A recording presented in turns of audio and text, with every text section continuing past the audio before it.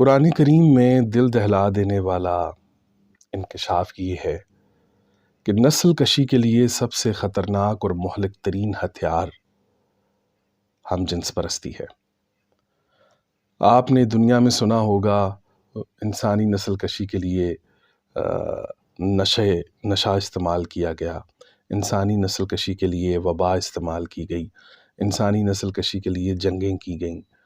اور بہت سی شکلیں ہیں انسانی نسل کشی کی۔ لیکن سب سے خطرناک ترین ہتھیار کی طرف قرآن کریم نے اشارہ کیا ہے، اور وہ ہے ہم جنس پرستی۔ ہم جنس پرستی کی ذریعے نسل کشی کیسے کی جاتی ہے؟ یہ سب سے خطرناک اور مہلک ترین ہتھیار ہے۔ اس طرف ہم جائیں گے، لیکن اس سے پہلے میں یہ چاہتا ہوں کہ کچھ حقائق آپ کے سامنے رکھوں۔ ان حقائق میں ایک تکلیف دہ حقیقت یہ ہے کہ ہمارے معاشرے میں بہت سی خواتین، بہت سے مرد ایسے ہیں کہ جنہیں ان کی زندگی میں یہ معلوم ہو جاتا ہے کہ وہ کبھی بھی والدین نہیں بن سکتے۔ اور آپ سوچیں کہ ایک عورت کے لیے یہ کتنا تکلیف دہ امر ہے کہ اسے معلوم ہو کہ وہ کبھی بھی ماں نہیں بن سکتی۔ ایک مرد کے لیے یہ کتنا تکلیف دہ، کتنا بڑا کرب ہے کہ وہ کبھی باپ نہیں بن سکتا۔ اس کی بنیادی وجہ یہ ہے کہ انسان کی فطری اور حتمی خواہش یہ رہی ہے کہ وہ باقی رہے، وہ اپنے کام کے ذریعے، اپنے نام کے ذریعے باقی رہنا چاہتا ہے۔ انسان ذریت کے ذریعے باقی رہنا چاہتا ہے۔ انسان عمل الخیر یا عمل صالح کے ذریعے زندہ رہنا چاہتا ہے، باقی رہنا چاہتا ہے مرنے کے بعد بھی۔ لیکن آپ سوچیں کہ شیاطین کا ایک ٹولہ ہمیں ذہنی طور پر، شعوری طور پر یہ باور کروانے میں کامیاب ہو جائے کہ آپ کو ذریت کی ضرورت نہیں ہے، آپ کو اولاد کی ضرورت نہیں ہے، اہل و عیال کی ضرورت نہیں ہے۔ آپ سوچیں اس ترکیب کی طرف، اس سازش کو دیکھیے کہ کتنے خوبصورت انداز میں ہمیں دھوکہ دیا جا رہا ہے، خوبصورت انداز میں،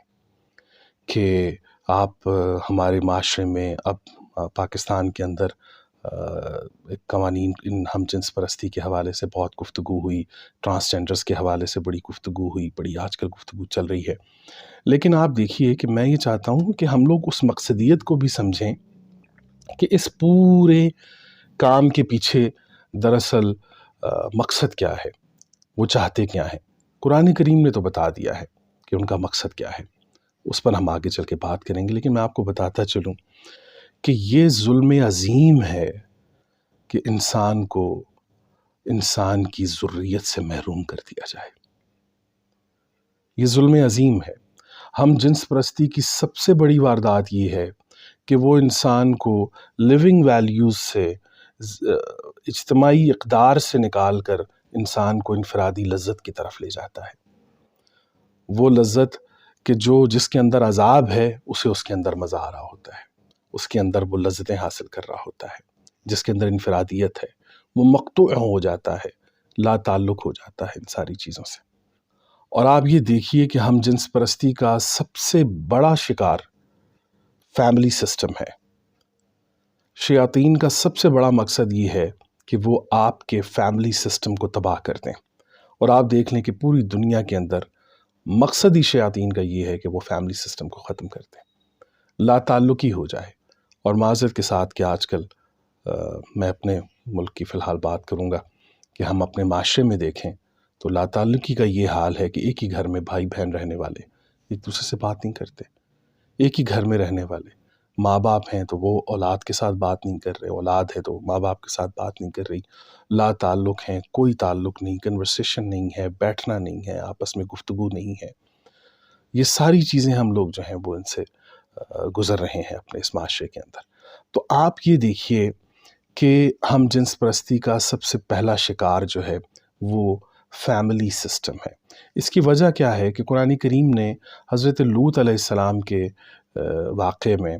ہم جنس پرستی کو جس انداز میں بیان کیا ہے، اس میں سب سے بہترین راز جو قرآن کریم آپ کے سامنے لے کر آیا ہے وہ یہ ہے کہ دیکھیے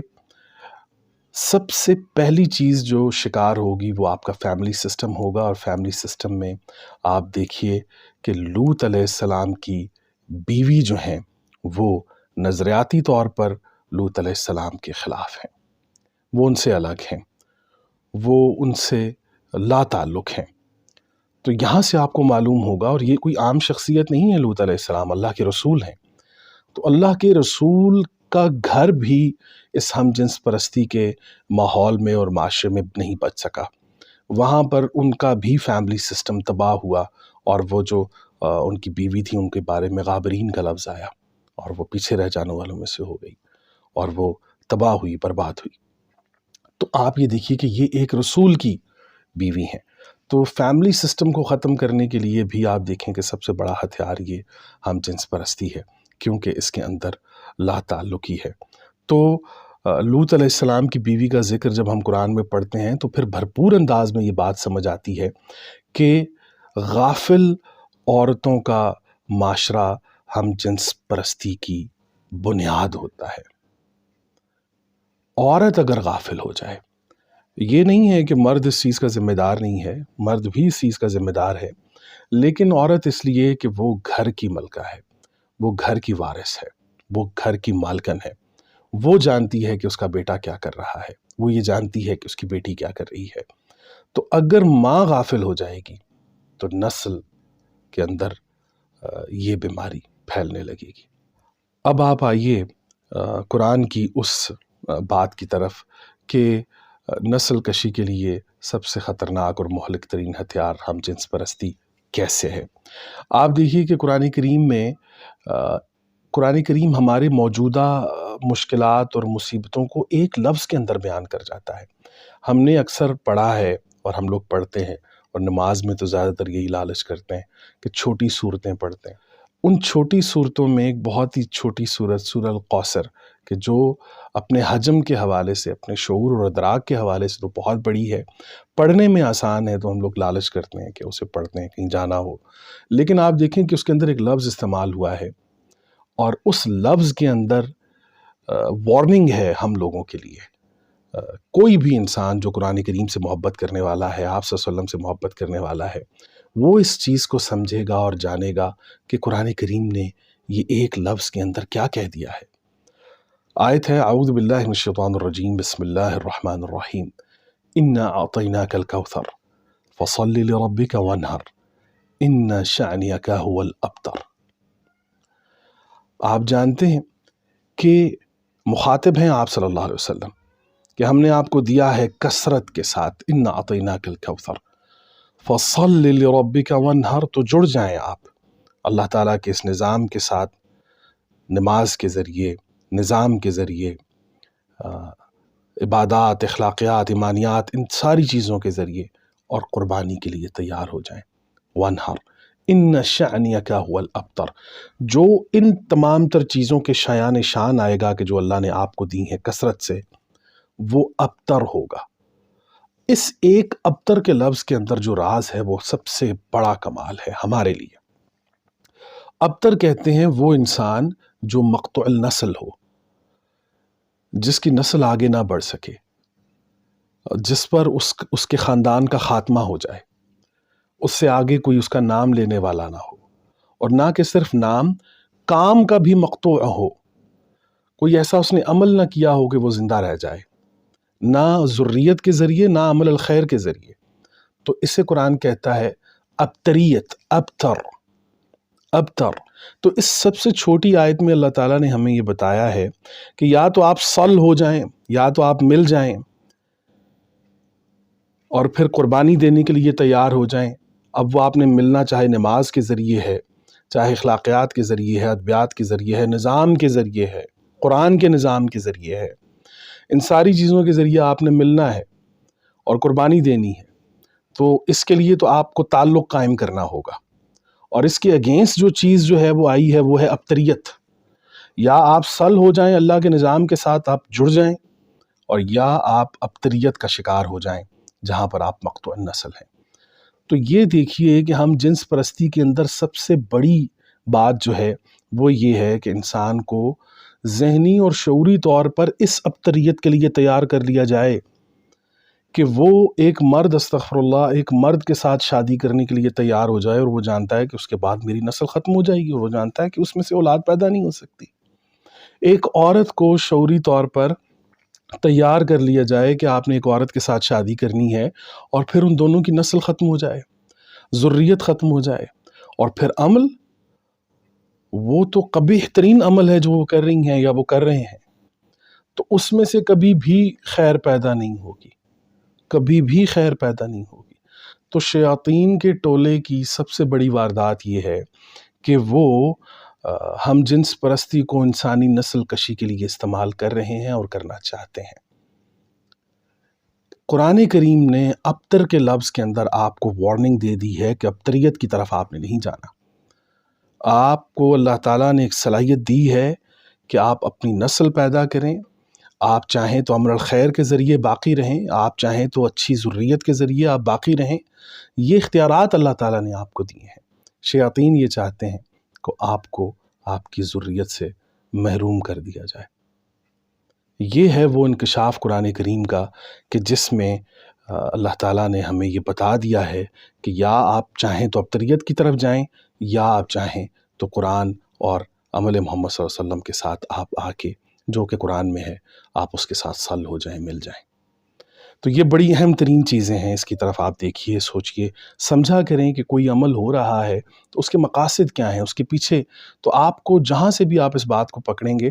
آخر میں آپ اس بات پہ یہاں پہ پہنچیں گے کہ مقصد دراصل ہم جنس پرستی کا یہ ہے کہ انسان کو اس کی ذریت سے محروم کر دیا جائے۔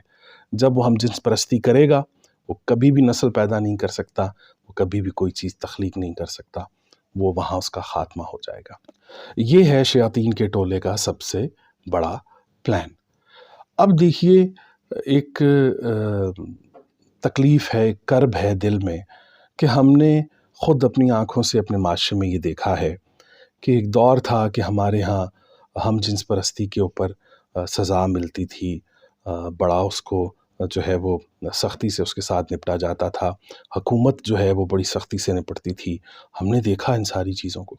اب ایک دور آیا ہے کہ ہم دیکھ رہے ہیں کہ اب باقاعدہ قانونی طور پر اس کو ایک حیثیت دی جا رہی ہے، قانونی طور پر اس کو ایک ویلیو دی جا رہی ہے۔ میں یہ ڈرتا ہوں استغفر اللہ کہ اگر آج ہم نے اس حوالے سے آواز نہ اٹھائی، اگر آج ہم نہ بولے، دو نقصانات ہمارے ہوں گے۔ ایک نقصان تو یہ ہوگا کہ ہم ذریت سے محروم ہو جائیں گے، ایک نقصان یہ ہوگا کہ ہم ذریت سے، دوسرا بڑا نقصان یہ ہوگا کہ آج اگر یہ قوانین ایسے بنتے گئے یا ایسے معاملات چلتے چلے گئے تو بعید نہیں ہے، دور نہیں ہے کہ ایک دور آئے کہ جب یہ قانون پاس ہو جائے کہ ہر انسان نے یہ فعل کرنا ہے، استغفر اللہ العظیم۔ تو یہ یاد رکھیں کہ ذہنی طور پر قوموں کو تیار کیا جاتا ہے، ذہنی طور پر لوگوں کو تیار کیا جاتا ہے، اور ان کی خاموشی کے اوپر ان کی سزائیں متعین کی جاتی ہیں۔ تو آج اگر آپ خاموش رہے تو یاد رکھیے کہ دنیا میں ایک قانون ایسا بھی لاگو کر دیا جائے گا کہ اگر استغفر اللہ انسان ہم جنس پرستی نہیں کرے گا تو اس سے بہت ساری چیزوں سے اس کو محروم کر دیا جائے گا۔ خاموش مت رہیں، آواز اٹھائیں۔ اللہ تعالیٰ آپ کی نسل کو، آپ کی فصل کو آباد رکھے، اللہ تعالیٰ آپ کے بچوں کو محفوظ رکھے، اپنے بچوں کو بہترین تربیت دیں، اپنے بچوں کو قرآن کریم کی طرف لے کر آئیں دیں۔ اللہ تعالیٰ آپ کے دل پر محبت محمد صلی اللہ علیہ وسلم نازل فرمائے، اللہ تعالیٰ آپ کے دل پر تسکین القرآن نازل فرمائے، اللہ تعالیٰ ہمیں اپنے امان میں رکھے۔ السلام علیکم ورحمۃ اللہ وبرکاتہ۔